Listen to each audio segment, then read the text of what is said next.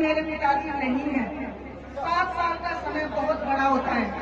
7 साल के बाद में जिस तरह से एक नया जन्म होता है, मेरे पिताजी रूस की कैसे। नमस्कार, आप देख रहे हैं हिंदुस्तान डिजिटल न्यूज़। मोकाजी महाराज की तपोस्थली पर मेले में उमड़ी भक्तों की भीड़। लोक देवता हमारी आस्था की पूंजी वीरांगना कविता सामोता।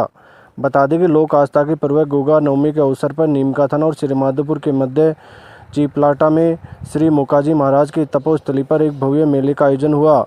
मेले में आसपास के दर्जनों पंचायतों से श्रद्धालु मोकाजी महाराज के दर्शन करने पहुंचे।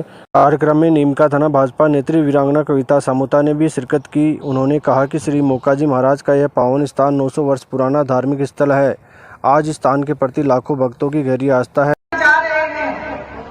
मेरे छोटे बड़े भाई जो किस रास्ते में भटक रहे हैं, उसमें कहीं ना कहीं दोष आप बड़े बुजुर्गों का भी है। क्यों आप लोगों ने उनको टोकना रोकना छोड़ दिया है। आपके बच्चे हैं, उनको डांटे अगर कहीं गलत रास्ते पे जाते हैं। आप अच्छी स्कूल में उनका एडमिशन करवा देते हैं और ये सोचते हैं कि बढ़िया स्कूल में बच्चा जा रहा है, बहुत बढ़िया। लेकिन आप कभी ये नहीं देखते हम कि बच्चा किस संगत में है। उस संगत को भी हमें देखना चाहिए। और आज का समय पढ़ाई का समय है। हमें हमारे बच्चों को अच्छी शिक्षा दिलानी चाहिए ताकि बच्चे पढ़ लिख के हमारे घर का, परिवार का, समाज का नाम रोशन करें।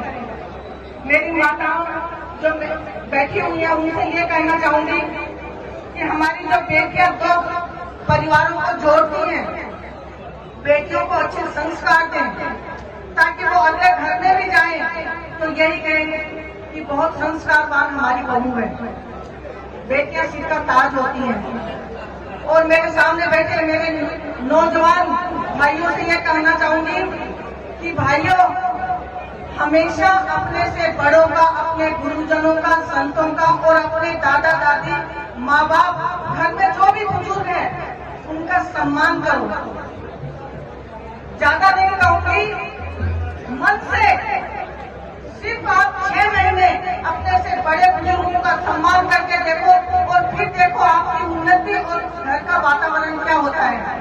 जिस घर में माँ बाप हंसते हैं, माँ बाप के चेहरे पे खुशी होती है, वो घर स्वर्ग के समान होता है। इसलिए हमेशा अपने माँ बापों का सम्मान करो, बुजुर्गों का सम्मान करो, उसमें आपकी उन्नति रहती है। और कभी भी अपने घर परिवार, अपनी संस्कृति को मत भूलना। एक छोटा सा उदाहरण दूंगी कि भगवान श्री कृष्ण और अर्जुन पतंग उड़ा रहे थे। पतंग बहुत ऊंचाई के ऊपर जाके और ठहर गई। तब अर्जुन ने कहा कि हे भगवान, ये पतंग डोर से बंधी हुई है और इसको आपने पकड़ रखा है। अगर ये पतंग आप छोड़ दो तो ये और भी बहुत ऊंची उड़ के जाएगी। तब भगवान श्री कृष्ण ने उस पतंग की डोर काट दी और वो पतंग थोड़ी सी और ऊंचाई पे जाके और एक इंसान जगह के ऊपर लहरा के गिर गई। इससे हमें ये सीख मिलती है कि वो पतंग जब तक अपनी जड़ों से जुड़ी हुई थी तब तक वो ऊंचाई आसमान में थी। लेकिन जब उसने अपनी जड़ों को, अपनी संस्कृति को, अपने धर्म को, अपने बड़े बुजुर्गों की राय को छोड़ दिया तो वो पतंग सुनसान जगह के ऊपर गिर गई। इसलिए हमेशा अपने बुजुर्गों की राय लो और उनका अपने धर्म का पालन करो और उनके साथ हमेशा समय बिताओ। ये मेरा कहना है।